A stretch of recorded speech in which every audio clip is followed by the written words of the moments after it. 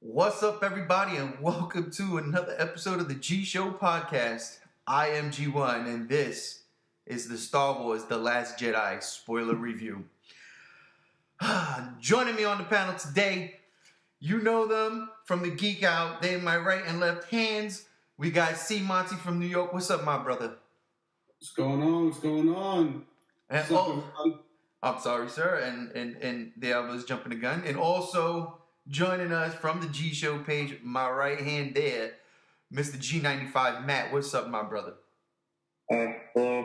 Kind of sick, so ignore my nasally, gravelly voice right now.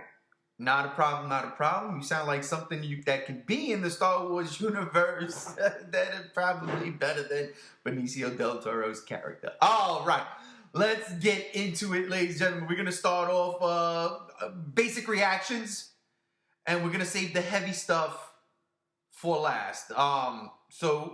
Basic, y'all all knew we were super pumped for this movie. We were ready to go. I was doing the 8-week days of Star Wars movies. I was watching all 7 movies leading up to 8. It was perfect. It was fun. Last week we did a fun podcast, a fun geek out with just random theories. Some of them were outlandish, yet hysterically funny.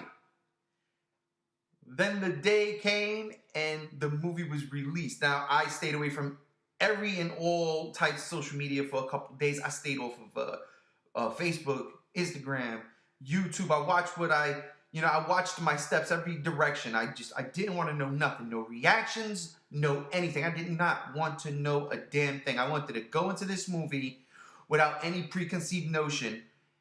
And I did, and I watched the movie. It's very hard because I don't want to say anything right off the top of this show. I'm going to save it later. But my initial reaction to the movie was, this is fun. And then when that movie ended, I was like, this ain't so fun. So that's I guess that's my seesaw reaction. Matt, how was yours? How was your reaction? Pretty polar opposite, actually. I went into it being kind of hesitant a little bit. I was super excited for the movie. I'm not talking about like going into the movie. I was hesitant. I was, during the movie, at the beginning of the movie, first act or so, I was pretty like on the fence.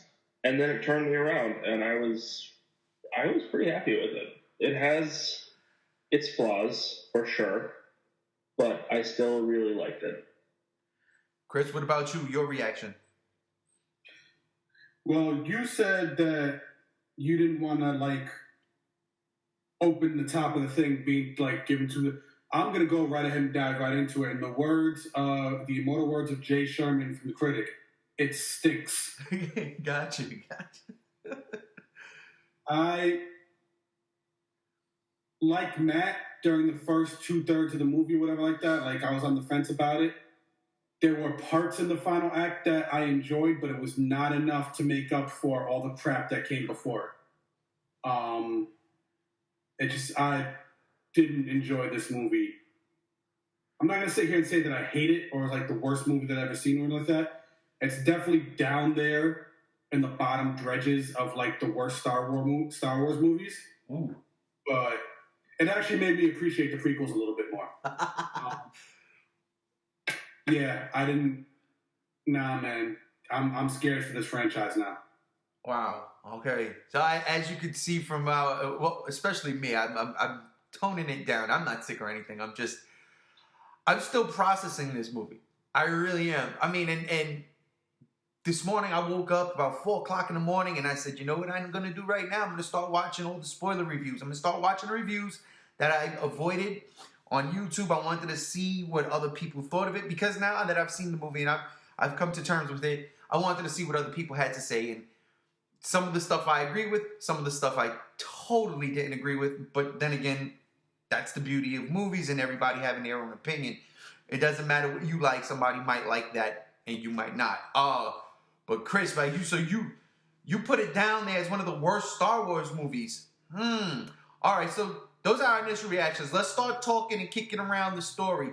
We're gonna save that thing for last. We're gonna save the ending for the end of the podcast. But without going into every single beat of the story, let's talk about things that worked. Okay, from like let's say the first act to the middle act. Let's talk about things that did work, things that I liked. Because I can't lie, I didn't hate this movie, but I am severely disappointed in this movie.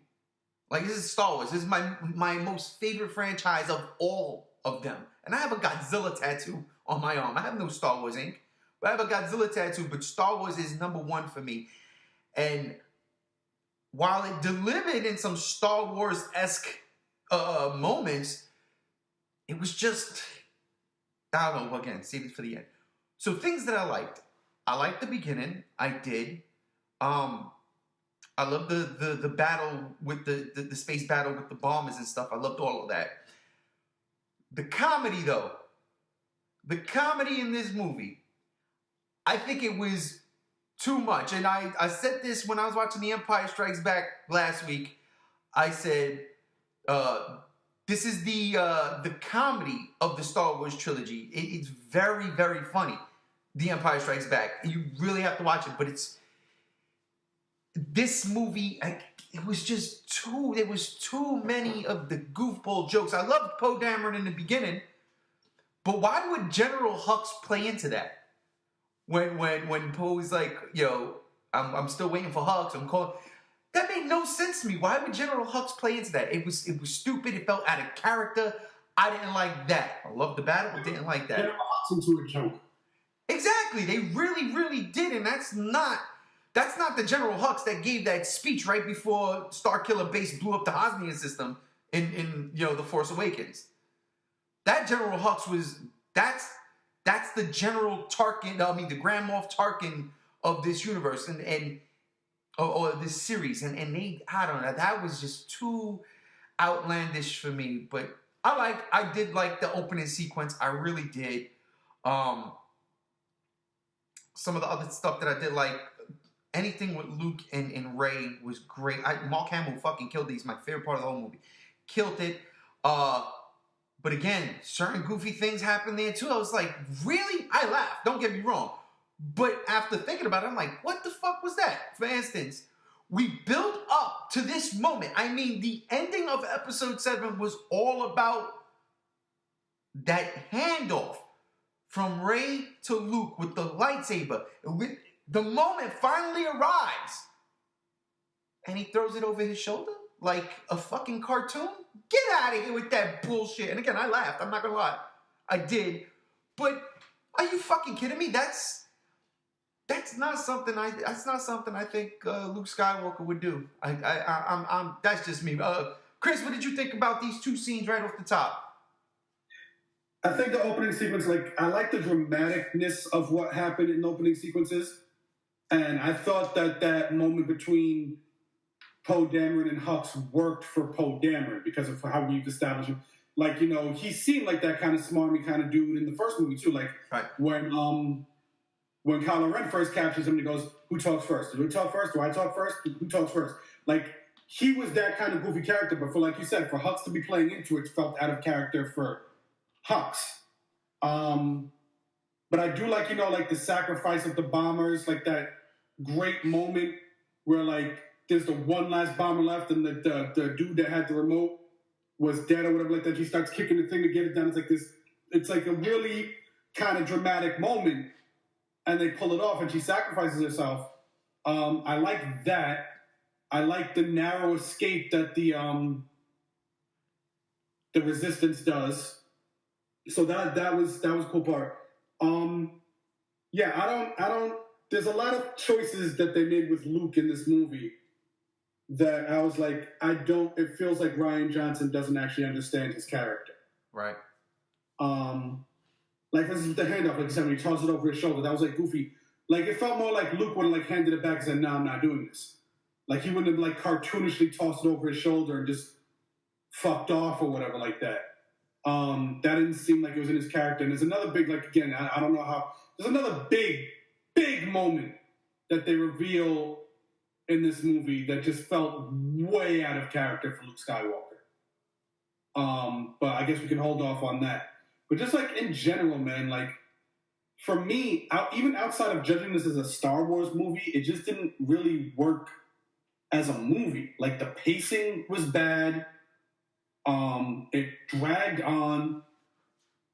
There were like subplots that didn't need to be there, that just extended the movie for no reason and ultimately led to nothing and achieved nothing. Like if you had taken certain subplots out of the movie, it would have med no difference. Looking at you, Canto Bite. Yeah, looking at you, everything that happened with Finn and Rose. Yeah. Certain things just came off as like too goofy and prequel-ish. So like at the end of the day, the strong, and like they hinted at themes in the movie that like that I kind of agree with, and I feel like this franchise should be doing at this point, but the execution of it just felt really off. Like the whole thing about it's time to let the past die and let the new generation rise out. Yeah, that's fine. That's great. That's a great theme to explore in Star Wars.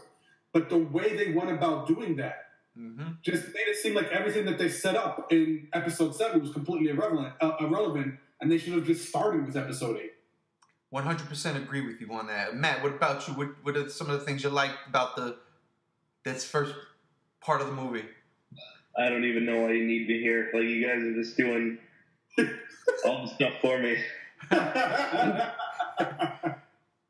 No, I totally agree with both of you. It's like, of course, I'm right there with you.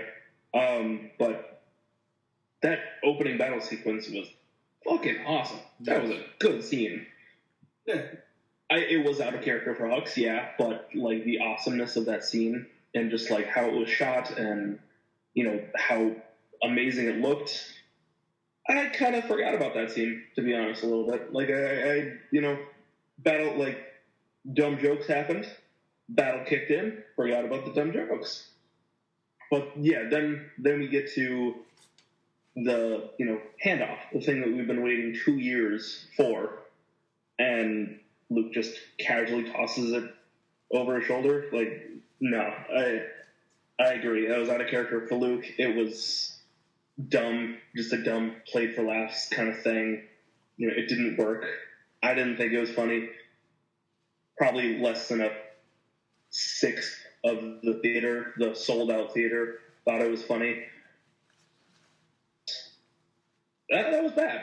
That was a bad call. And I think a lot of the jokes in this movie and a lot of the things wrong with this movie can be summed up into that was a bad call. You know, I don't think necessarily the Finn and Rose subplot was necessarily bad, but it was some bad decisions in there. Like, I didn't care about the casino. I didn't care about the little Force-sensitive kids and all that. It just felt pointless. Honestly, a lot of it really felt pointless. Yeah. But so yeah, I think we're all pretty in line with a lot of our complaints already. Yeah, it's kind of crazy, and it's probably going to go downhill from here because we didn't even that Canto Bite shit was just bad. Period. The Luke thing again, over the shoulder, no. But once they start talking and once they start getting into it, I really did like it. I still hate porgs. I hate them. They're stupid. But the thing with Chewie and the porgs was pretty funny when he was going to eat it and then got guilt-tripped into not eating it. That was a cool little moment. I liked it. Luke Skywalker going on the Falcon, dope. Finding R2, excellent. R2-D2 being R2-D2 and like basically playing Luke. Loved that too. And then he was like, all right, I'll train you. I loved all that, right? I loved it. Again, anytime Mark Hamill was on the screen, I loved it because that's fucking Luke Skywalker. That's my childhood hero. I love him. But one of the things that kind of threw me off, and I was like, okay, it has to be Finn. How was the First Order tracking the remnants or whatever the hell, the resistance through hyperspace. How were they doing that? Did I pass out for a second, or was it because of Finn? Because no, you definitely passed out because I did explain it pretty explicitly how they were doing it. How'd they do it then? I mean, it's a lot of sci-fi technical jargon, but like they had some kind of thing on the main ship that was able to track them, more or less, like a MacGuffin. But it had nothing to do with Finn. That's crazy, man. Like, hey, let's just make this thing happen in Star Wars. But pretty much everything is sort of kind of explained, except for heritage. You know what I'm saying? Heritage is never explained in Star Wars. But the technical aspects of these things pretty much are. I was like, wait, so they can follow them? So then they knew where they were at the whole fucking time, and it took them this long? Like, all right, whatever. That still being said, they pull them out of hyperspace, and they start bombarding them. Why didn't the fucking First Order surround the flagship? It's game over. You tell me that's the fastest the Star Destroyers can travel? You know what I'm saying? We're talking about we have light speed, we have sublight engine. Are you telling me they couldn't surround the capital ship? They were defenseless. Well, they're saying that the Resistance capital ship was lighter and faster. You know, it was smaller and it was lighter, and that's why it could go just beyond their reach. Oh, God. You know, I don't... That's a fair thing, you know? Okay, like, lighter ships do sail faster on the ocean, you know? That's like an actual thing. I can get behind that. I can concede to that, okay? But what I cannot concede to is this. Yeah, this is not the ocean, though. This is space. You know, a lighter ship should be able to, you know, propel itself a little bit faster. Yeah, two objects in a vacuum. It doesn't matter which one weighs more. They travel at the same rate. I'm gonna still concede that point. My other point though, what I don't get is how long were they bombarding that capital ship's shield? Because through the whole movie, and that's one of the things I kind of liked about this movie, and then on the same side, didn't like. Because I'm like, the whole time, this movie takes place in space, like legitly. Half of this movie is a fucking space chase. And the shields are getting bombarded by, you know, Snoke's dreadnought. And I'm sitting there like, the shields are still holding? They were worried about running out of fuel before the shields ran out. And I'm like, why don't we pull a Star Trek here, right? And divert shield power to your sublight engines and take the fuck off. Just go. Just go. Get far away. Get enough leadway. These are the things that don't make sense. And I was just like... The First Order would still follow them. I get that. But going to your point about lighter ships, it would have had a significant distance. It maybe couldn't jump to light speed, but it would have been a significant. And then that being said, if the First Order would have been able to catch up to them like nothing, then they should have been able to surround them like nothing. You see what I mean? So that's why I'm like, God, this is fucking dumb. Now, if they would have been like, let's just toy with them, fine. But that never came about. They were just trying to get them. So that bothered me. I'm not gonna lie. Beautiful. Don't get me wrong, because I like seeing shit like that. But as I was processing, I'm like, this is something that just doesn't work for me. You know, I mean, I don't know. I want to say this real quick before I go on. This Star Wars movie is by far the most... It is such a different Star Wars movie. Like, if you watch all the other Star Wars movies, there's a theme, it fits. This movie is like all over the place in terms of what's going on. Yeah, it makes a lot of sense. It makes sense. It does make sense. But there's just like so many different things. Dude, you know, the only thing I compare this to in a weird way is Godzilla Final Wars. It's all over the place. It's all over the place. They're taking things from this. They're taking things from that. Yet I still love the movie.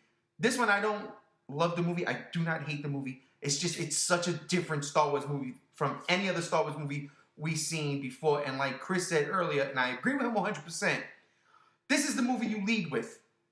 This is the movie you lead with.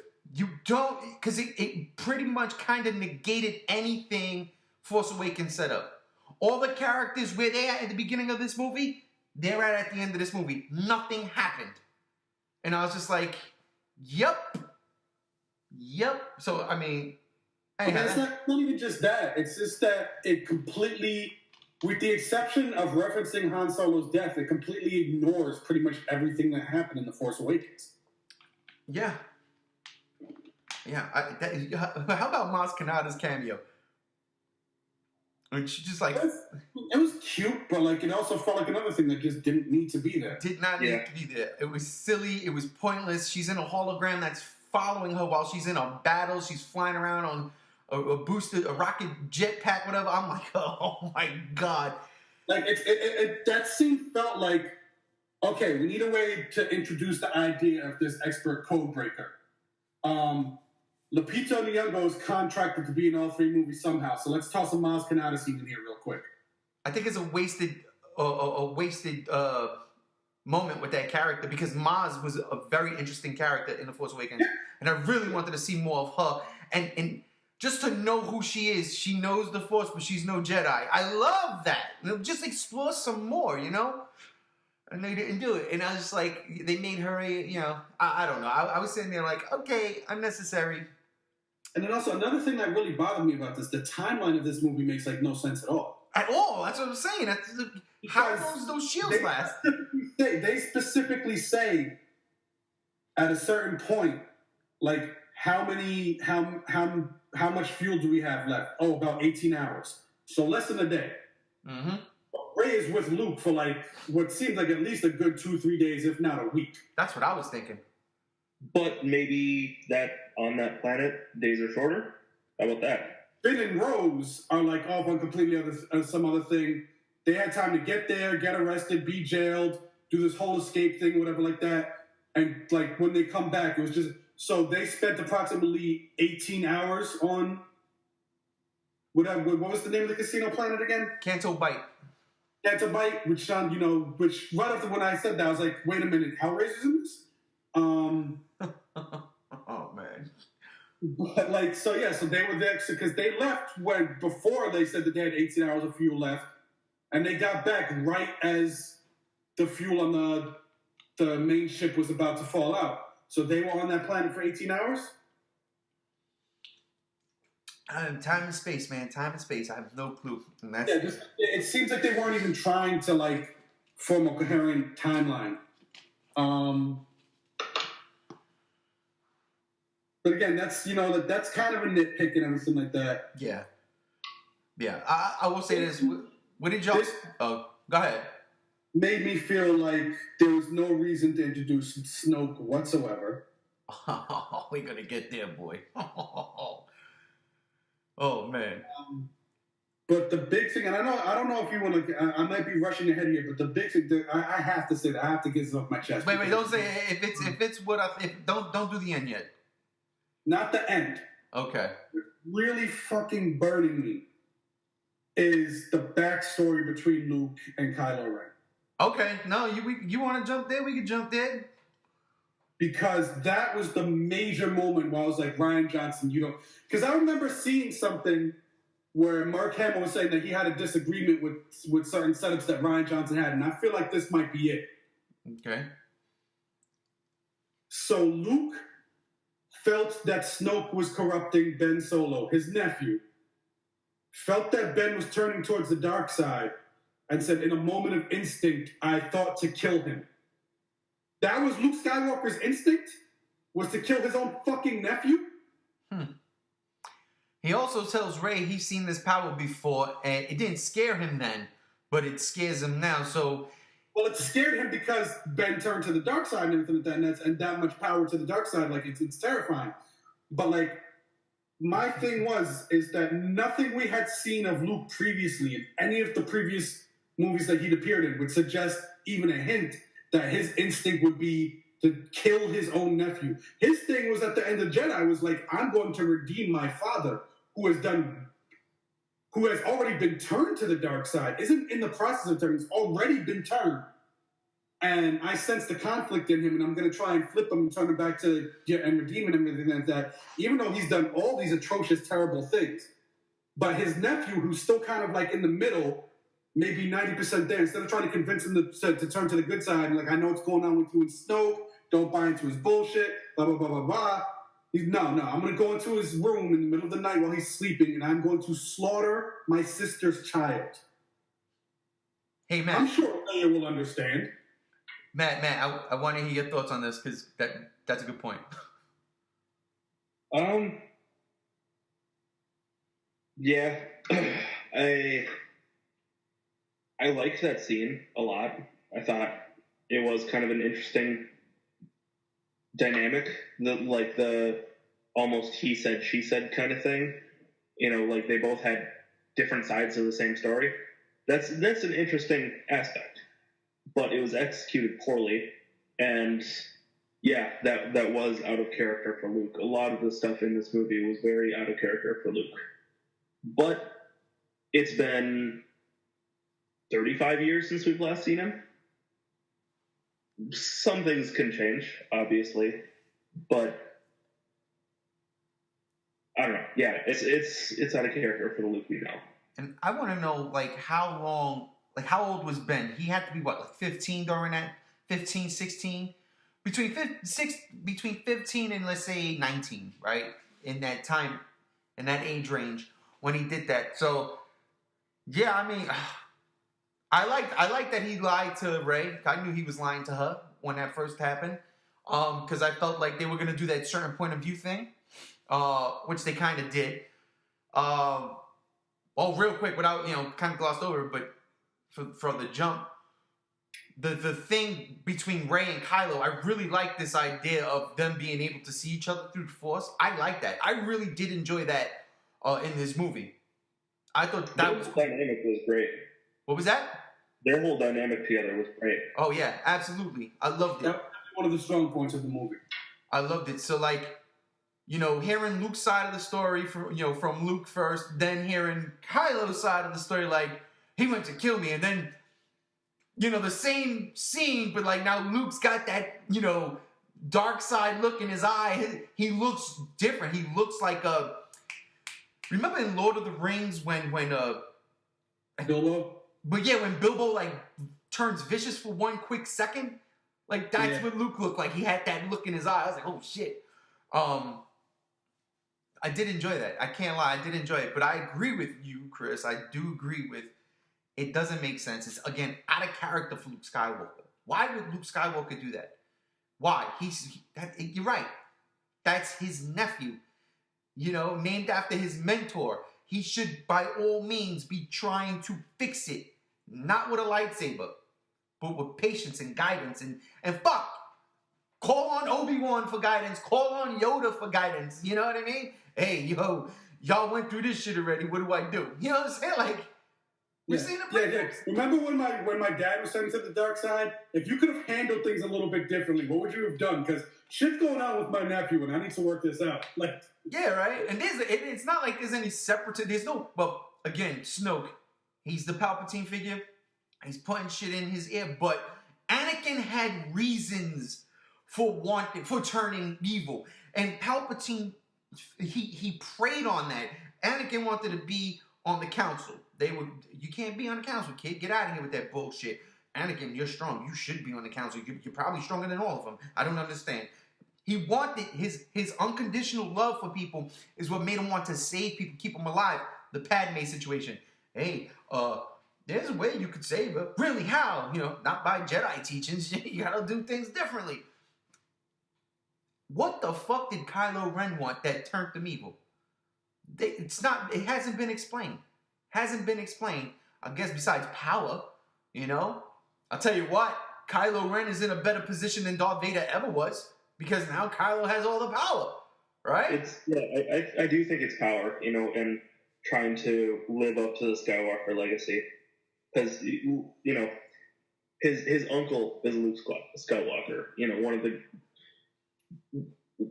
in Luke's own words, legendary Jedi of all time.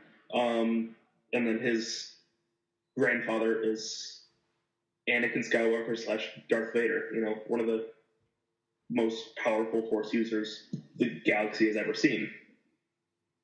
It's a lot to live up to for a kid, especially a kid who's struggling between the light and the dark.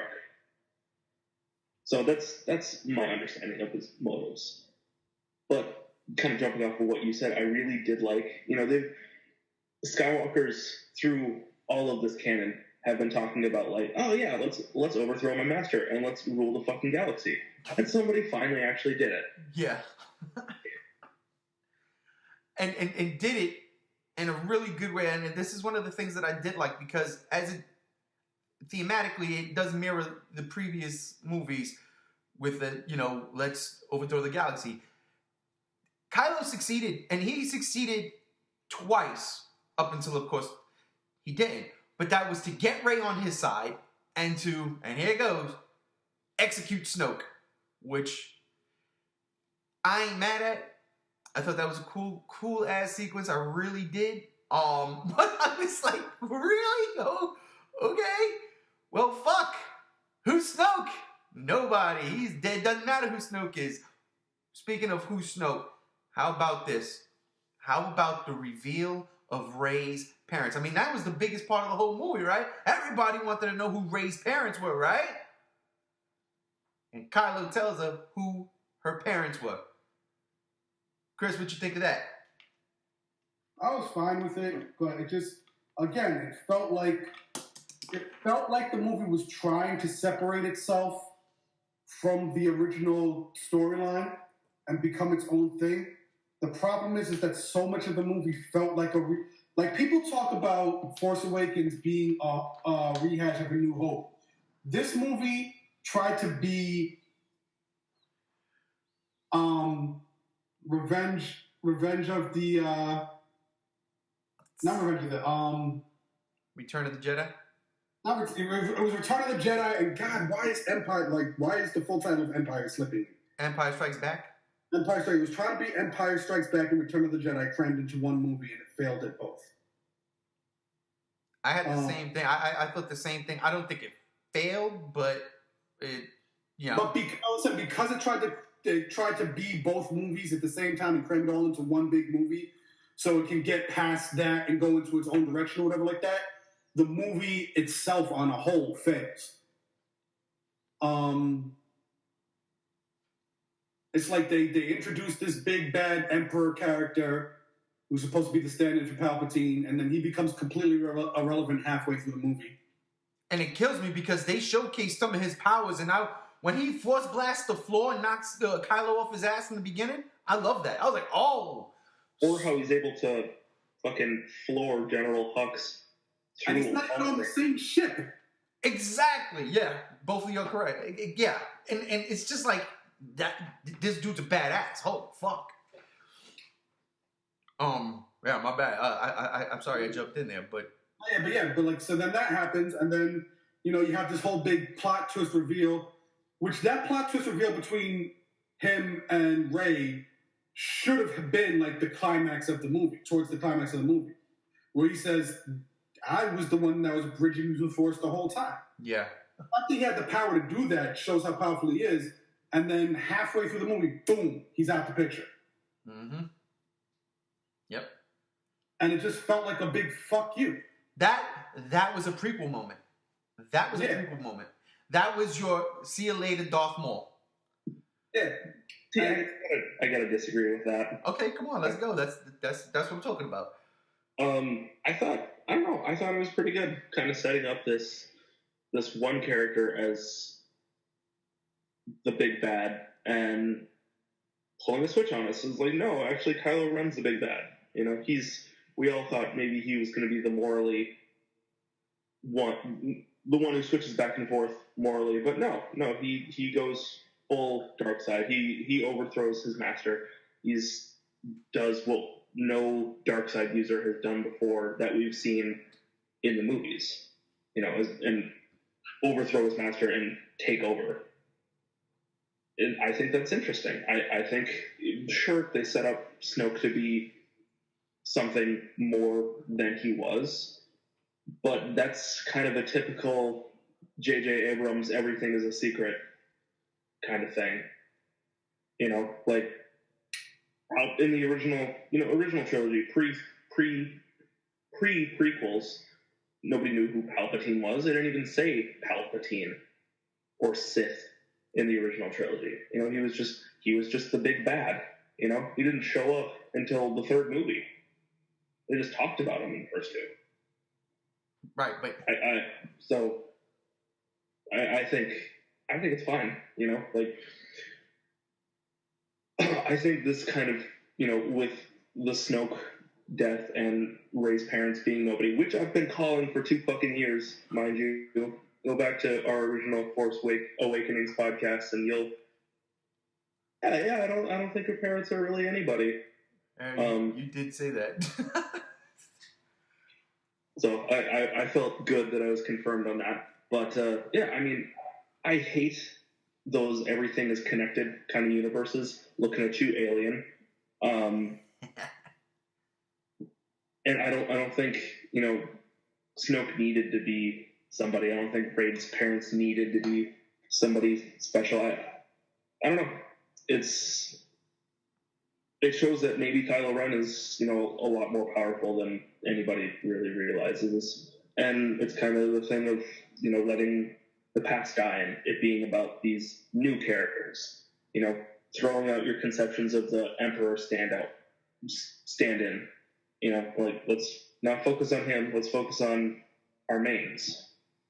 Right. I feel like I switched around topics quite a bit, but yeah, I liked it. Also, they did the cool thing of actually killing the bad guy while he was in the middle of monologuing.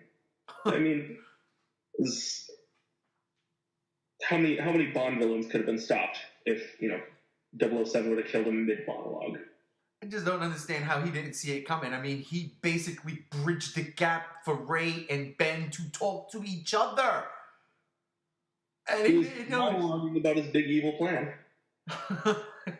Now, look, don't get me wrong. That part I'll write off is, like, you know, a lot of it had to do with hubris. Right, exactly. I can sense Kylo's intentions and everything like that. He just wasn't sensing whose Kylo's intentions were directed at. That was because he was being hubristic. Right. Another thing, and again, this is a nitpick. I did not like Snoke in that kind of like golden Playboyish, like Goldfinger kind of robe. Oh, come on, that shit was awesome.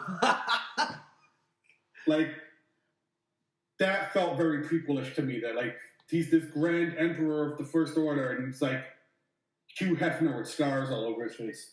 Well, I mean, he's the leader of an empire, basically. I mean, that's basically what the First Order is at this point. Why would he go around just chilling in a dark bathrobe like Palpatine did?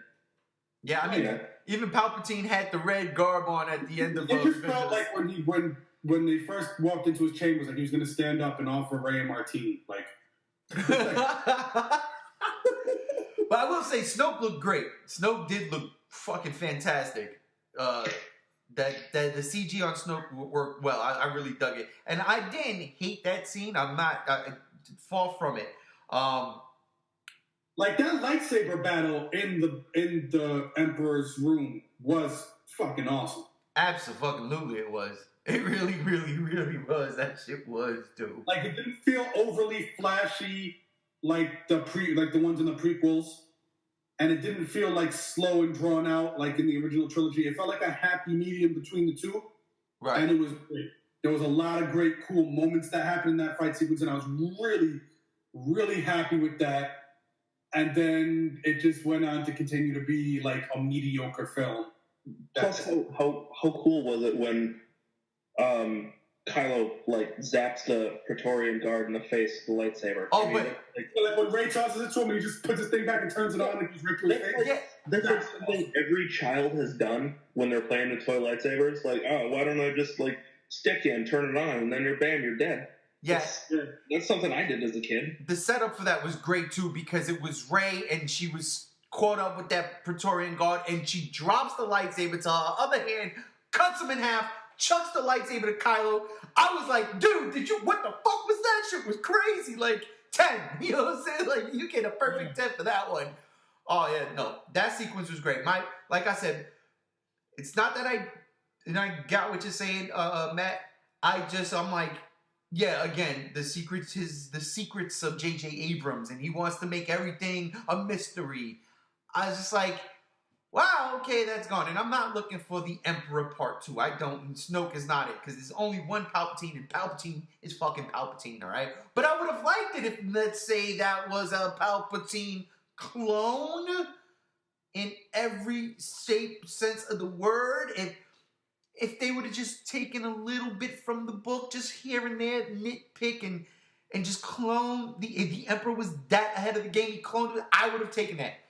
And the clone process went crazy. This is why he looks like that. I'd have been alright with that. That's just me being a fanboy. Yeah. And see, like, that's the thing. That's why I don't. That's why it bothers me, is because there's no cohesiveness between the two movies. Because Abrams is kind of annoying with this whole everything is a mystery thing. But then he sets up all this stuff in Episode 7 as mysteries, and then Rian Johnson comes up, the mystery was that none of it matters and it's all bullshit. Like that, yeah. And I think that's the biggest thing that I take away from this movie on a whole is like, it's such a radically different Star Wars movie, yet it's still a Star Wars movie. It's so radically different, it is Star Wars. You know, it's like, that's what Star Wars is. It's so radically different when it first came out in 1977 than anything else that was coming out. And people were like, this ain't gonna work, and it worked.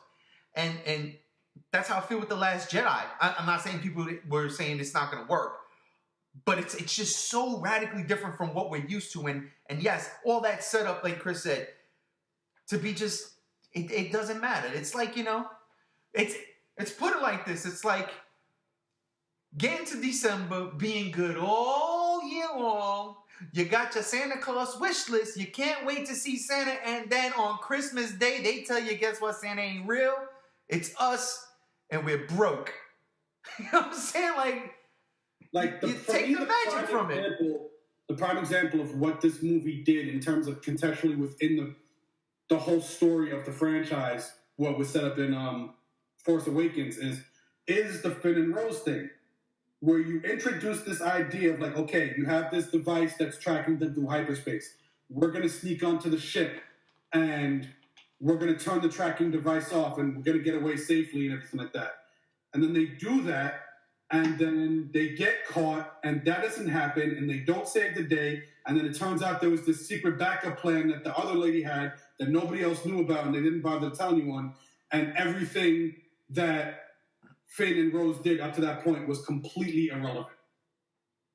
That's what The Last Jedi did to The Force Awakens. I'll tell you this. It took all those setups and said, you know what? Those setups don't matter because we're going in a completely different direction anyway. We had something else going on. It's just so weird how it feels like that tonal shift in the series, in this particular trilogy, how it just happens so abruptly. Yeah, you know, it's war. Shit like that does happen. Speaking of, wait, let's jump back before we continue here, because there's one very pivotal moment in this movie that we completely glossed over. And that is Disney's second of the year, their second Mary Poppins moment. You know what I'm talking about, right? I'm not even going to wait for my turn. I'm just going to flat out say it. That was the single worst thing I've seen in any movie this year. No. Yes, that was worse than fucking Spider-Man Homecoming. That was worse than All of Life. That was worse than fucking shit. What else did I hate this Life was good. Screw you. There was one World trailer. Yes. The what trailer? I would rather watch all of King Arthur again than I would sooner take that scene. I'm Mary Poppins, y'all. Come on. Y'all bugging, first of all. Matt, you're bugging. Seriously. Chris. They had... go ahead, Matt. To really shock the audience and leave us really jarred. And they just took it back with just a comically ridiculous scene. People like around me were like, are they really doing this right now, or is this actually happening? Because it's so out of left field and it's so just random and doesn't fit with the rest of the movie. It almost, like, I liked this movie a lot. You know, I agree with all of your criticisms, but there's still a lot of things about the movie I liked. That part almost made me decide I didn't like the movie. Oh, believe you me, I know how that feels. Trust me. Come on, man. See, like my thing with that scene was I try not to be the person that disrupts everyone's experience in the movie theater. Like, even if it's something positive, where I was like, yo, that was awesome, and everybody starts clapping, that was awesome. I try not to be the dude that openly expresses my feelings for a particular scene. I really almost had to bite my tongue till I drew blood to stop myself going, what the fuck is this bullshit? You guys are fucking nuts. Come on, Because man. that was just cartoonishly bad. Oh, man. This is insane. And you are crazy. I can't believe I'm even talking to both of y'all about this shit. That was... I really like, and when it happened and there were certain people that started clapping, I'm like, why are you clapping? Why are you clapping? That was stupid. That was bullshit. I hope they take this new trilogy away from Rian Johnson. I want him to do nothing with Star Wars anymore. That was the single fucking dumbest thing I have ever seen in my entire life. And I sat through the goddamn room. I'm really happy that you and I are in agreement about this. You guys are... But you're both fucking wrong. I just let y'all know right now. No, Ray. Oh, no. It's for You're wrong. As usual. Let me tell you something, man. Let me tell you something.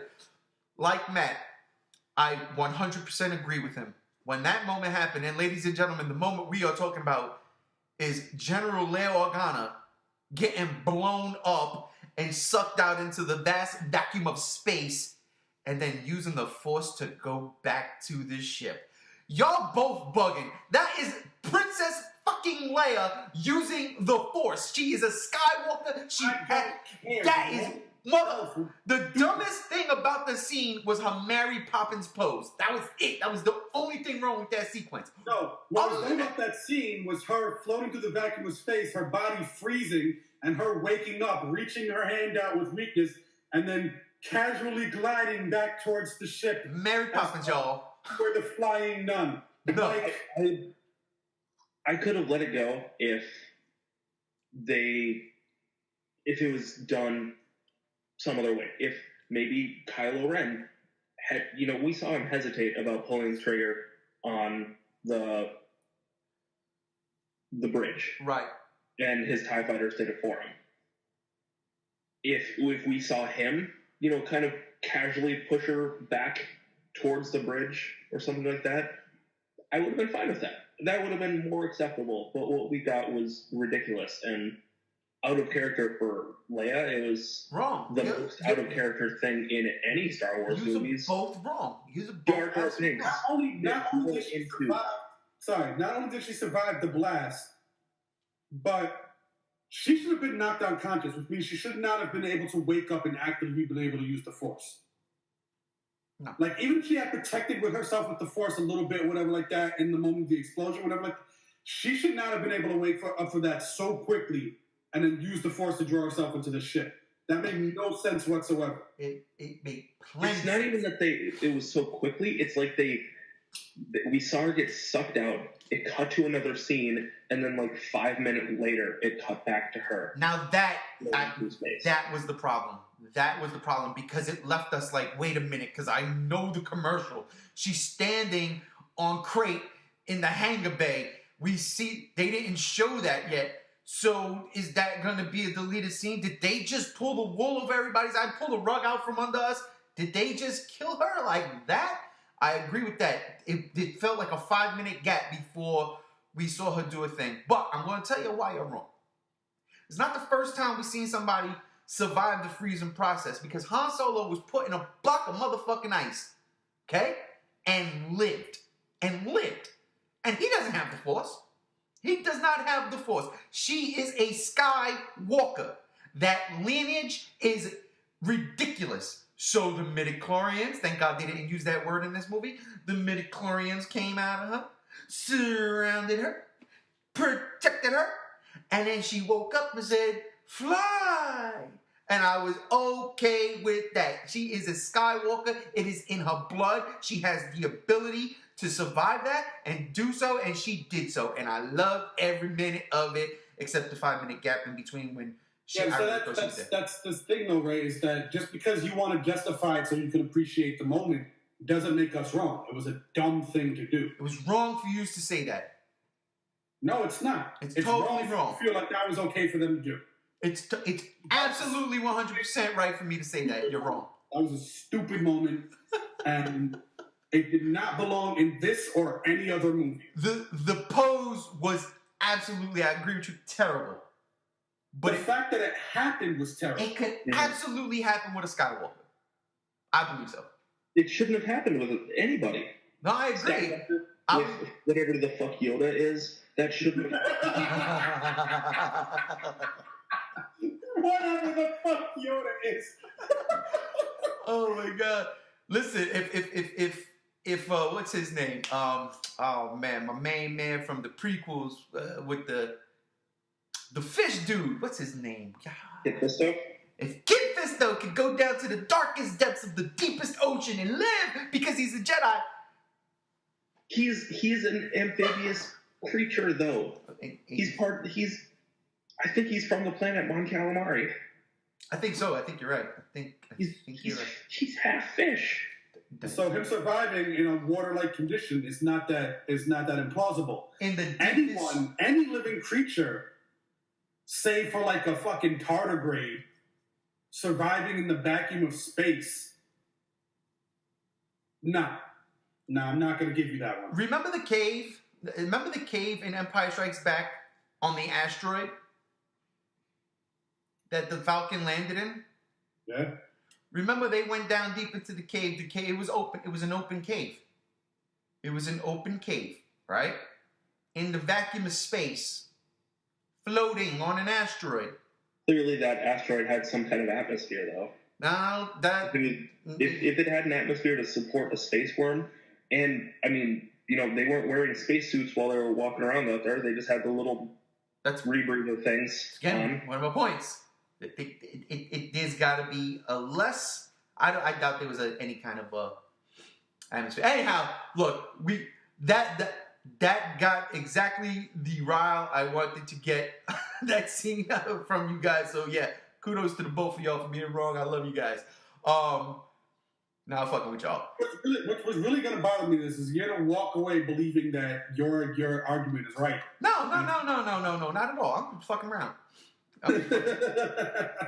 Seriously, that's why I started it off as the second Mary Poppins, the Disney second Mary Poppins moment of the year. Because, you know, that's what it was. I did like it, and again, I totally 100% understand where y'all coming from. I like my reasoning. I understand your reasoning. There's no right, there's no wrong. I dig it. I'll tell you what's wrong with that scene, though. Right and wrong. No, there is no right and wrong. But I'll tell you what's wrong. Admiral Akbar died, and I don't like that. I didn't appreciate it. That hurt my heart, okay? So, yeah.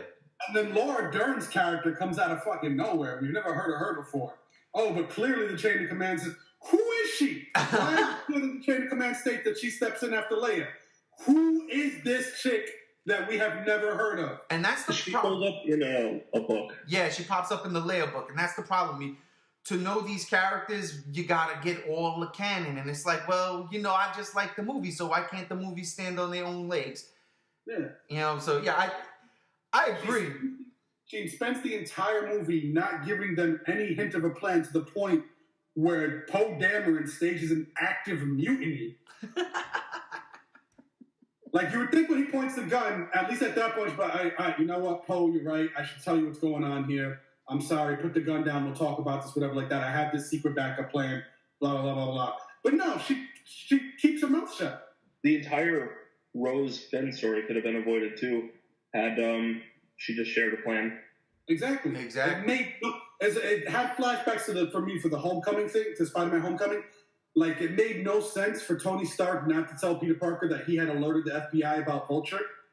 Yeah. It made no sense for her not to tell her crew what was going on and what their escape plan was. I agree with that 100%. It's like 400 people's lives on the line, the literal last of the resistance. Mm-hmm. And she's like, nah, don't worry about it. It's going to be fine. Also, they can have that line at the end which goes, he's trouble. I like him. Yeah. And it kind of, like, without her telling the plan. Remember when Leia slaps the shit out of Poe when he comes back for disobeying her orders and getting the bombers all killed? Mm-hmm. And it kind of like goes back to that. It's like there's a reason we do these things, follow the plan, but what's the plan? You know what I mean? Exactly. What's the plan? Yeah, no, I totally agree with that. I liked her character, I mean, for what we got out of it, but it doesn't make any sense from a story perspective. She's a fantastic bitch. And she was like a good foil, like to bring up infighting within the rebellion, which I liked. And it, her character did do arguably the coolest thing in the whole fucking movie was hyperspace through Snoke's ship. And let me tell you, that sequence right there was fucking gorgeous too. That was. Yeah, and the problem with the way they played with the secrecy of her plan and everything like that is that things almost played her like she was. There was a moment or two in that movie where I thought, wait, is she secretly working for the First Order? Like, I agree. Yep. Played her less of someone who was like maybe just telling people what to do and nothing, and more of like someone who was actually like actively a traitor. Mm-hmm. That's what it made the character seem like she was a legit villain. I agree with that because I felt the same way. I'm like, is she a spy? You know what I mean? Like, this doesn't make any sense. Is that actually how they're tracking them through hyperspace? Is she just telling the fucking First Order where they're going? Right. I thought that was going to be the reveal. It's kind of crazy. I mean, and it is fucking crazy.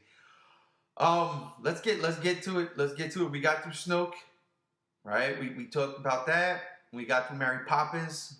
We got. I just want to point out one little cool thing that I don't know if you guys noticed, but when we first see inside Luke's hut towards the beginning of the movie, you see a little red kyber crystal hanging on a necklace, and I guess we're assuming that's Darth Vader's kyber crystal. So I just thought that was cool. I didn't even peep that. I didn't notice that. Yeah. And I'm not going to go watch the movie again to check it. Yeah, unfortunately, I'm on the same boat, but we're going to get to that right after we get to this. What happened with Captain Phasma, gentlemen? Oh, fuck. God damn it. Now we're back to the idea of cringy dialogue. Yo. He actually thought, Ryan Johnson whoever wrote the script, actually thought it would be a good idea to have Finn call her Chrome Dome. Oh, boy. Just the epitome of cheesy, that would have been bad dialogue in the 80s versions of Star Wars. Yeah. Oh, man. Let's go Chrome Dome. Yeah. You're nothing more than a glitch in the system. Bring it, Chrome Dome. That's your retort? Really? Yeah. I'm going to tell you, man. When that happened, I had actually hoped that Finn was going to die in that scene. I'm going to tell you, I mean, I was one of those people who complained in The Force Awakens, like, oh, man, you got this awesome character, this awesome-looking character. You got a great actress under the armor. Come on, Gwendolyn Christie. If you watch Game of Thrones, you know. So I'm like, you've got this package here, and it's time to deliver. And you see in the trailer, you're like, okay, we're gonna get some Phasma action. This is what I want to see. Man, was that a disappointment. I mean, don't get me wrong. It was a minute maybe of that fight. It was cool. They built her up even more by showing that she could harmlessly walk through fire and that her armor was blaster repellent, just to kill her less than 5 minutes later. Exactly. I forgot about the blaster repellent armor. And that was fucking dope. She was just like, bitch, please. You know what I mean? And I was like, yes.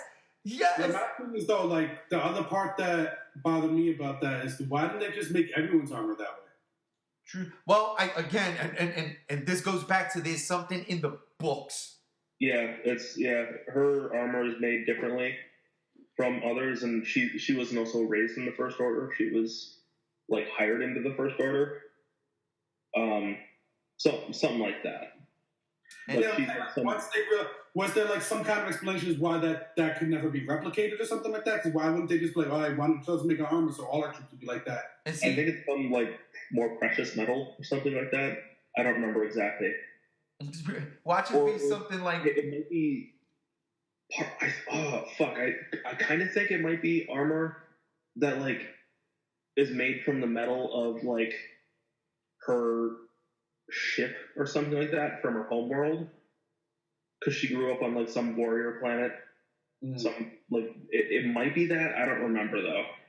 Yeah. See, and that's where the canon stuff comes in. It's like, wow, you have this cool fucking thing. Somebody like my parents, that they're not going to read the books to understand. All they see is this cool looking character who could, you know.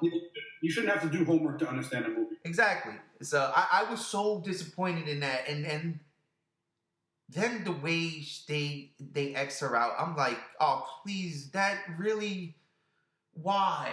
I mean, I honestly hope that's not the end. I'm hoping that maybe she survived, you know? But she apparently survived being thrown in the trash compactor, so she could very well survive with that armor. exactly. I mean, she does fall on fire, and then there is an explosion on top of that. So I was like, oh, she can live. Oh, shit. Maybe not so much now, but it's still possible. Yeah, they both can survive in the vacuum of space. If Darth Maul can survive getting bisected, then maybe she can survive, an explosion. Yeah, maybe Snoke's not actually dead. I swear to God, I was thinking that. I was like, watch Snoke come back together like the Wolfman in Monster Squad. That's what I was thinking the whole time. It's like he's gonna come back and fuck everybody up. Yeah, the other thing about it, like, we already had that cringy dialogue where he's like, when he called her Chrome Dome. And then, like, the thing when he comes back up on that floating platform or whatever, like, that you're nothing more than scum. He's like, rebel scum. And I was like, scum. What the fuck? God. Hey. Oh. Real quick, because in that moment, Benicio del Toro was there. What did y'all think of that character, real quick? Because I honestly... Well, the whole Canto Bight thing, we could do it out, but... I thought Benicio del Toro's character was interesting, but I thought the stutter they gave him was annoying. Yeah. Yes. Yeah, same. That's exactly he had potential, and yeah, that's about it. He had potential, and he was used in a very weird way. And he kind of showed up, and he was just kind of gone, and yep.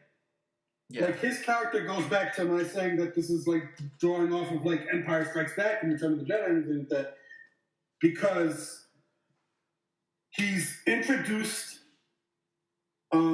as this kind of roguish kind of character on this rich planet that is sort of neutral. Mm-hmm. And then he's helping them, but then he betrays them. Mm-hmm. And I'm like, this is Last Jedi's Lando Calrissian. Yeah. Oh boy. All right. Cloud City stayed neutral. He made it seem like he was helping them against the Empire, and then it turns out that he sold them out.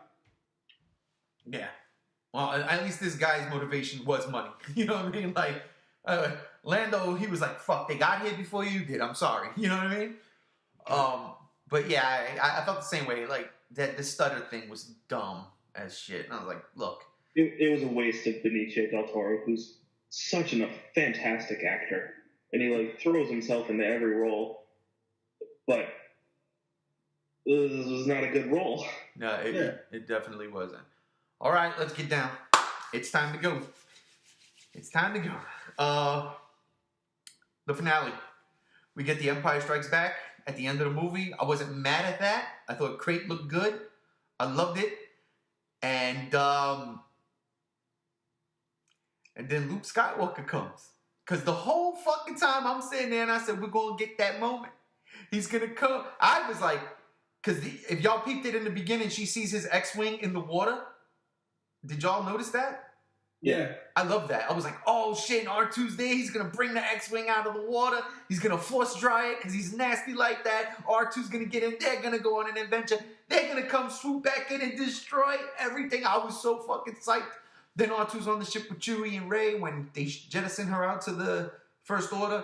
So I was like, okay, well, Luke can fly the X-Wing by himself, right? Of course he can. He has to. Maybe he got there and he met up with them and gave them R2-D2. Like, that could have been another explanation as well. Maybe. Well, I was just excited and I was ready to go. I was like, he's going to come swoop in on his X-Wing. He's going to start knocking out these big-ass walkers. He's just going to disrupt everything. That didn't happen. But he's there. He comes and I'm fucking psyched. And I'm like, yes, there's Luke. And then the moment with Leia. And I'm like, God, they're so beautiful. And he looks at 3PO and he winks at him. And I'm like, yes. And everything is just going according to plan. And then I'm like, all right, because, there was, I forgot, my boy was telling me some shit about, how Luke Skywalker is so powerful. I mean, we know this, but how he's so powerful that, and I think the book called The Legend of Luke Skywalker or some shit that just came out or is coming out soon, he's taking down Star Destroyers or something with the Force. And I'm like, yeah, well, we seen that in the video games with Star Killer. I mean, that's nothing that I'll be shocked and surprised at if I seen it on screen. I'd be happy to because it looks good, but that's what I was expecting when Luke came out. When he said fired everything on that man and they started shooting, dude, I was like, yo, this is it. They're going to show how powerful this motherfucker is. He's got like a force shield, like, or a force field or whatever around him, like legit. I was fucking stoked. Matt, take it away.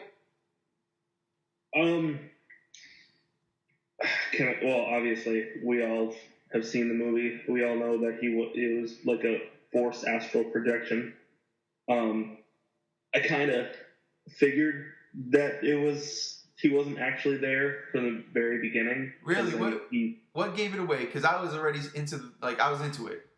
It was the beard and the hair. Like, his beard was... The fact that he looked the way he did like 30 years ago. In the flashbacks, right? He looked like he did in that scene with young Ben. And he also had the lightsaber that had been broken in half. That's what fucked me up. I was like, wait a minute. Yeah. I was like, well, does he have a second one? Like, where's the green one? Or something like that. But no, I kind of had a feeling right away he probably wasn't actually there. Like, well, how would he know what planet they're on? How did he get there so quickly? Well, I think we're all in agreement here that with 18 hours, these planets are relatively close to each other. Yeah, true. I mean, like, not for nothing, there is like a fanboy explanation for every point that could have been brought up for like how it's possible they did that, but it just seemed very telegraphed to me from the very beginning that he wasn't actually there. But there was a moment where I almost like, well, maybe he trimmed his beard a little bit and under all that gray, it's possible. But then I started thinking like, no, this is way too convenient. This is way too, like when all that's said and done, it was still a fantastic scene, and to see him like sitting on that rock. Wait, yeah. Am I getting ahead of myself? Maybe. Just talk about that. I'm just talking about like how the whole thing played out. I mean, we've all seen it. We all know what's coming. Might as well. I gotta wait. I gotta brace myself.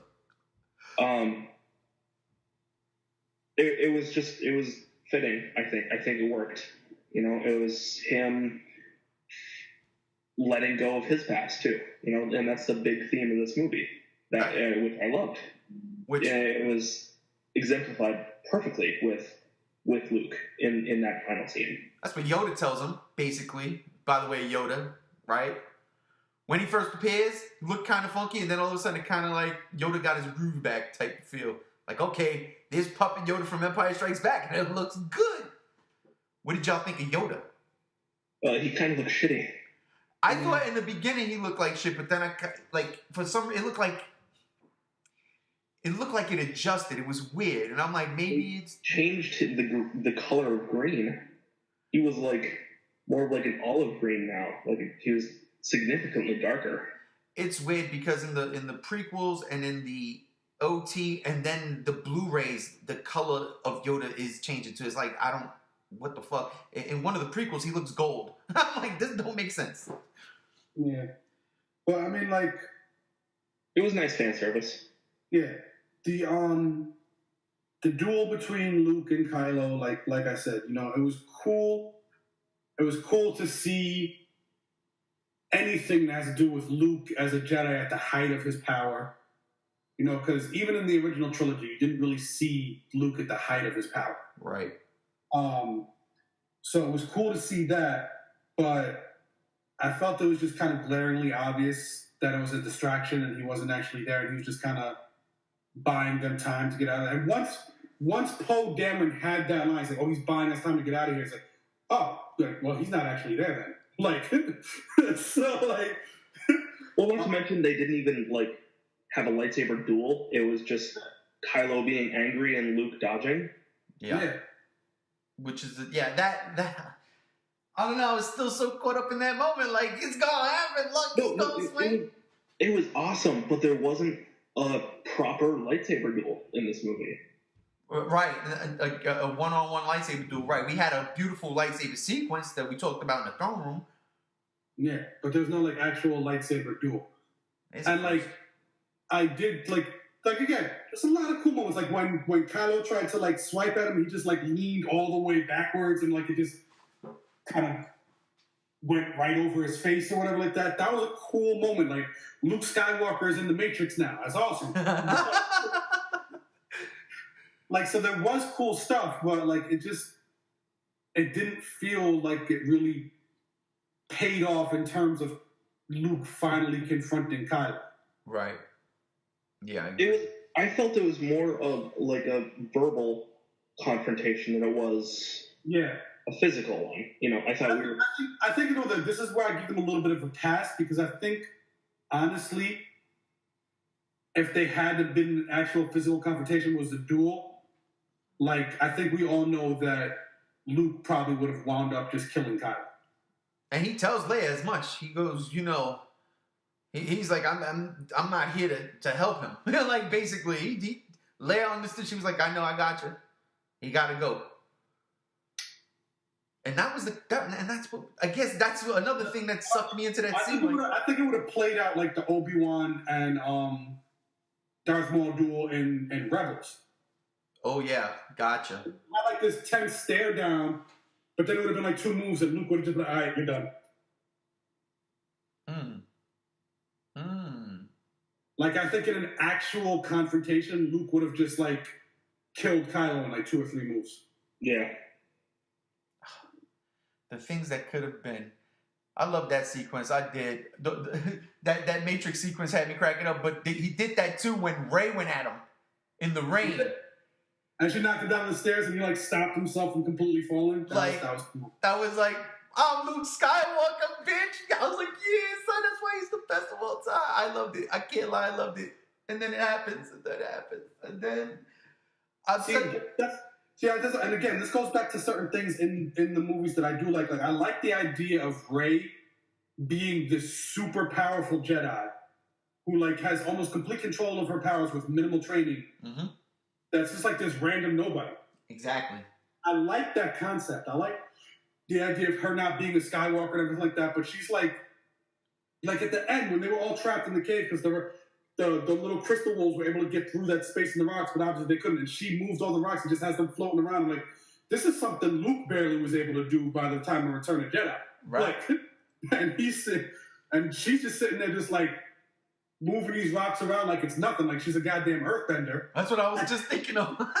Well, I think we have like they're tough. Like, I think we have these like weird notions of like how powerful Jedi are supposed to be compared to the Skywalkers.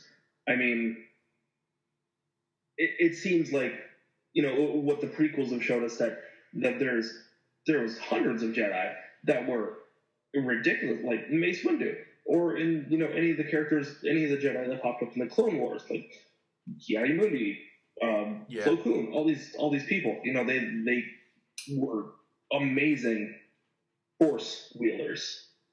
And I think we have this, like, the only ones that can be really powerful are the Skywalkers.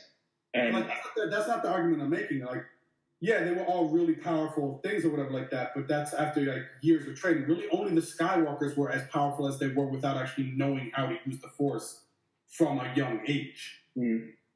Like, they had all very minimal training. Like, even when you go back to the original trilogy, Luke trained very, very little. Very little. And then, like, by the end of Return of the Jedi, he didn't have a master anymore. So most of the stuff that Luke learned how to do, he kind of learned how to do on his own. By going to, and even, like, you know, tracking down the sacred text or whatever like that. So that the fact that Rey was able to do all these things while basically having trained for, like, maybe 3 days with Luke. And prior to that, everything was just all instinctual to her. Like, everything she did in Force Awakens was all instinct. Yep. So the fact that she's able to do these marvelous feats of using the Force with very, very minimal training, just, I think, to me, exemplifies, like, how powerful of a Force user she actually is.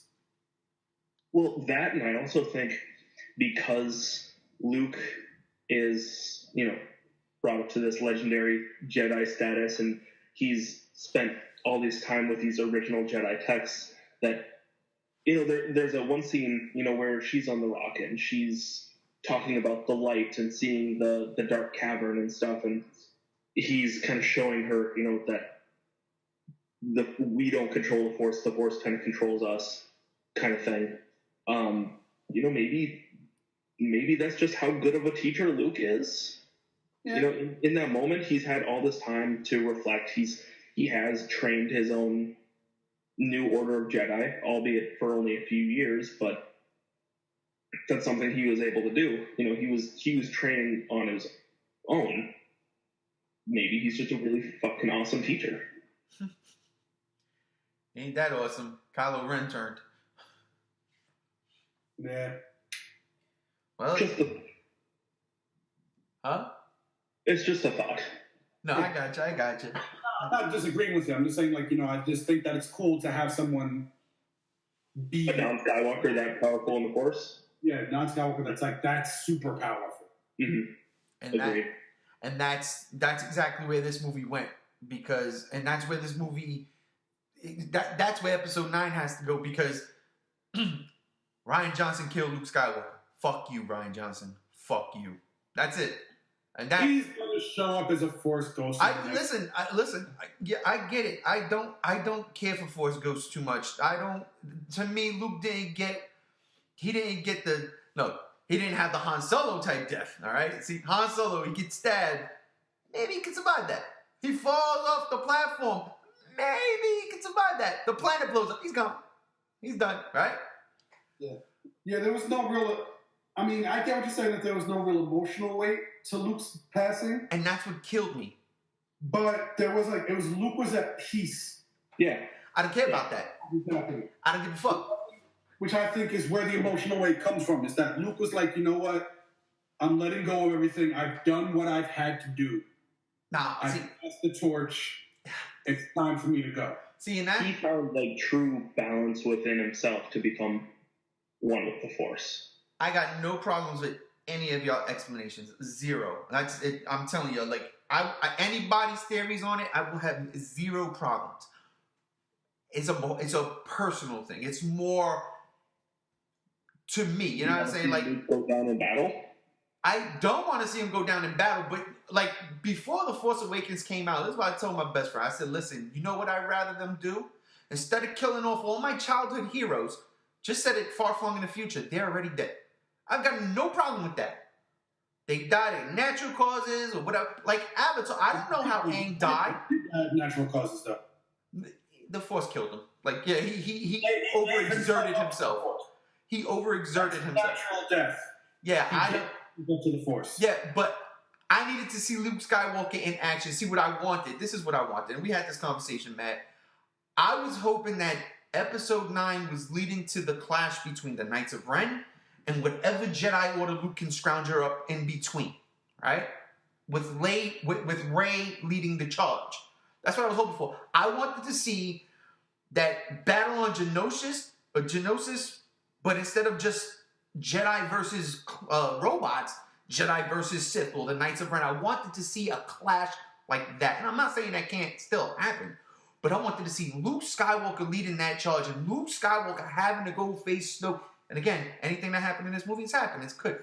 But I wanted to see that, where the masters have to go at each other and the apprentices have to go after each other. And then the passing of the torch. I was like, man, it's like you said, getting rid of everything JJ set up in The Force Awakens with Luke Skywalker's this way felt like none of it mattered. And I was just like, he's supposed to be the greatest fucking Jedi of all time. And again, it's a personal thing because he's my favorite on-screen hero of all time. And I'm like, man, really? I want to see more of him. And as a Force ghost, yes, Yoda brought the fucking lightning down as a Force ghost. So I'm like, wait a minute. What's good? Like, I get it. Strike me down and I'll become more powerful than you could ever imagine. I understand all that stuff. But Yoda literally manipulated the weather and destroyed the fucking the Force tree. So now, are we going to get Force Ghosts? And apparently, I heard that Force Ghosts, they're tangible. Like, you can physically make contact with them, which is weird. I want to see how that plays out. And that's cool and all. I just didn't want to see him die. And you don't need to be a Force Ghost if you're going to use him in that capacity anyway. Just leave him alive. It was like bogus. Just let him rest. Fuck. I was that moment Matt said with Princess Leia flowing through space, how it almost turned him off to the whole movie. That's exactly what happened to me with this movie. When Luke died, I sat there. I was like, yep. And while I was liking the movie for the most part, that right there, it depressed the fuck out of me. I think that's what this is. I'm depressed. That's all. Fair enough. I disagree, but yeah, that's fair. It's all right. You're wrong. No, I'm just kidding. I'll start that again. No, and again, I think it's just you grow up with these characters. I don't feel the need, and not just in Star Wars, but in any movie. Like, I wouldn't want to see Creed 2. I wouldn't want to see Rocky die. Why? I don't need to see that. You know what I'm saying? I like these movies, these heroes that you come to love and grow up with. I hated Alien 3 behind them killing Ripley, but that was still relatively young. You know what I'm saying? In terms of franchises. Yeah, I don't mind watching my heroes die if it's done right. And I ain't saying that this wasn't. I think Luke's passing was done right. It was one of the few things in this movie that was done right. I'm not disagreeing with y'all. I'm just thinking I don't believe he needed to die. To me, it served nothing. There was, for me, it's just more I wanted to see from Luke Skywalker, and it served him. Like, it served his character. He was ready to let go. You found peace, and clearly he couldn't teach Rey anything. He didn't really need to teach her anything except the basics. You know, and everything that she needs is in those books that she took from the tree. Yeah, those are page turners, as Master Yoda said. But yeah, and again, I get that. I get this is just a personal thing. That's all this is. Is a fanboy who is now butthurt. Okay, when everybody with the prequels, George Lucas ruined my childhood. Transformers, Michael Bay. That's real though. That's really real. The Michael Bay thing. But I'm just like, look. I saw Optimus Prime die back in 1986. That shit crushed me. You know what I'm saying? That was my favorite cartoon character. Like, oh my god, Optimus Prime died. When Godzilla falls into the volcano at the end of 1985, when Godzilla returns, crushed me as a kid. You know what happened to both of them? They came back to life. Luke is going to come back as a Force Ghost. Of course, we know that. Mark Hamill's getting paid again. That's an absolute. Just didn't need to see him die. Not yet. That's my whole thing. He could have died. Save it for the third one. Again, fanboy. This is the butthurt. Fuck you, Ryan Johnson. You ruined my childhood. I hate you. All right, so I'm sorry. My rant is over. My rant is fucking finished. But all right, scores. Scores, and then I want to know your theories. Where are we going from here? Is Rey going to be that powerful in the Force she goes back in time and becomes Shmi? Could still happen. It could still happen. So, I mean... What's funny to me is because you brought up the whole thing about how last week we did these ridiculous... Any one of the ridiculous fan theories that we came up last week could have been put into this movie and would have made the movie better. I agree with you 100%. Especially the Jar Jar Snow one, bro. That would have been the best. I'm slow with it. Oh, man. If Kylo put the lightsaber through him and he just shapeshifts back, Misa no tinkaso. And you know what? You's about that. You's about that, apprentice. Oh my god, I tell you. Oh man, Chris, man, what's your final verdict? I know you don't like it, but you give it a rating. 3 out of 10. 3 out of 10. Where do you see this franchise going?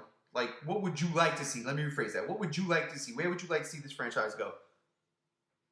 In the total opposite direction of what was set up in The Last Jedi. I thought you was gonna say out of Rian Johnson's hands. So Yes, out of Rian Johnson's hands. all right. So I'm not too thrilled about J.J. Abrams coming back to do the third one either. okay. I'm not like, I didn't hate Force Awakens. I enjoyed it when I first saw it. Upon further rewatches, I'm not a huge fan of Force Awakens, but like, I guess if they're going to close the franchise out with one of those two guys, I'd rather it be Abrams than Johnson. But personally, I'd rather them bring in a whole new director that actually knows what the fuck they're doing with this franchise. Shit. Strong words. Matt, what's your final score? Where would you like to see this go? Can't give a final score at the moment. I want to see it again just because I'm still taking it all in. So, final score for right now, an A. An A? And an A, not an A. Gotcha. And where do I see it going? It's got to lead up to Rey killing Kylo. Probably gonna finally see the Knights of Ren. We're gonna find out what happened to those Jedi that he took with him when he rebelled, right? Which I assume became the Knights of Ren. And yeah, I think it's gonna be the most. It's gonna put the war in Star Wars like never before. Hopefully, you should, because that was poetry. Pissed off. The rebels are like pissed off and full of hope. I don't know. It could be. I think it'll be the very, very climactic.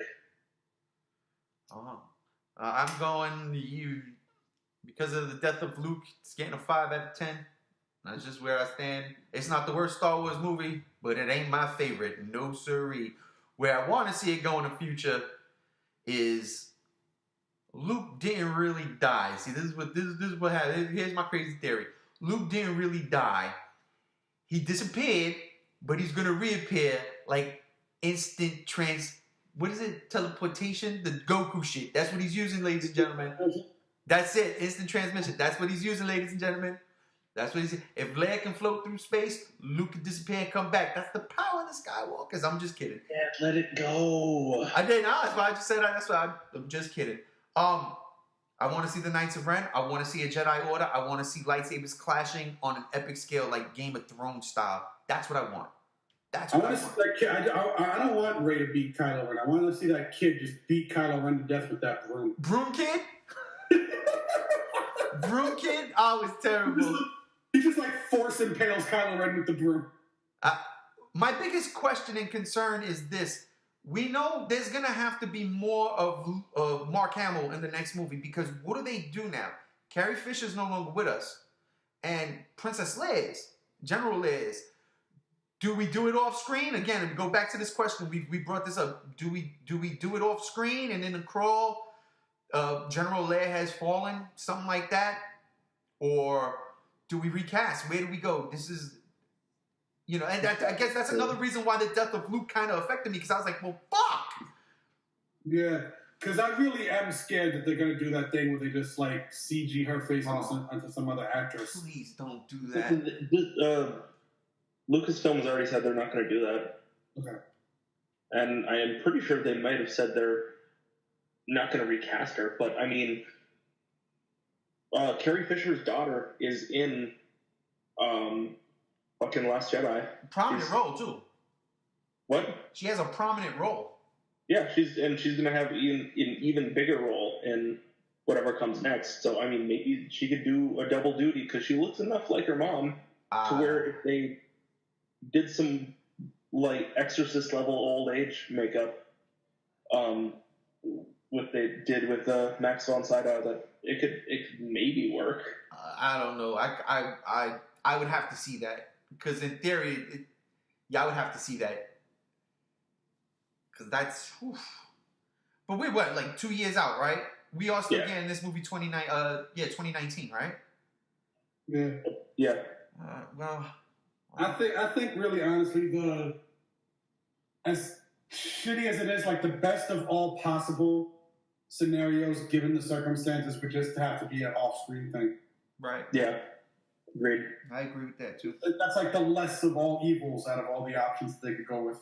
Yeah, because before this movie came out, we didn't. Well, they said they shot all her scenes, but I was like, I don't know. There's still like a full year. It literally was, and she died like what, right before Christmas. So it really was like a full year, and I'm like, what do they do? Like, and it worked. I mean, it really does work. The movie works when she's on screen. I like her presence. You know, I like. It didn't take nothing away her death, you know what I mean, in real life. So, but it's just like, now where do we go? Like, I would have rather General Leia going in this movie instead of Luke Skywalker. Again, fanboy shit, but... Yeah. I mean, like, in hindsight, that makes, it would have worked out better. And they had a year to change it. It's not like as they could have... cruel as it is to say that. What happened? I said, as cruel as it is to say that, like, pragmatically, it works out better for them to have killed her character off because now she's not available anymore. Right. So it's what it is. So it's just rough. It's very touchy. And again, I love Star Wars. I honestly do. It's my favorite franchise in entertainment. So and these are the characters I grew up with. So it's like, fuck. One is gone. And fictionally, two are gone now. You know, so it's like, god damn. But anyhow, look, let's not end this shit on a down sour note. I want to thank you, Chris, for joining us today, brother. Oh, absolutely. And Matt, you going to see it again tonight? Probably sometime in the next week. Gotcha. I'm with Chris. One and done. I'll buy it when it comes out on Blu-ray, but I don't think I could take the heartbreak again. I said I couldn't sleep. I'm telling you, this is a path I cannot follow you on. Ryan Johnson, get out. Goodbye, Ryan Johnson. I swear to God, that's exactly what I was thinking of the whole time. The whole time. Ryan Johnson, you're breaking my heart. Anyhow, ladies and gentlemen, thanks for hanging out with us and the rambling, all that fun stuff. Lay afloat like Mary Poppins and all that great groovy shit. May the force be with you, because it certainly wasn't with this movie. He ain't lying.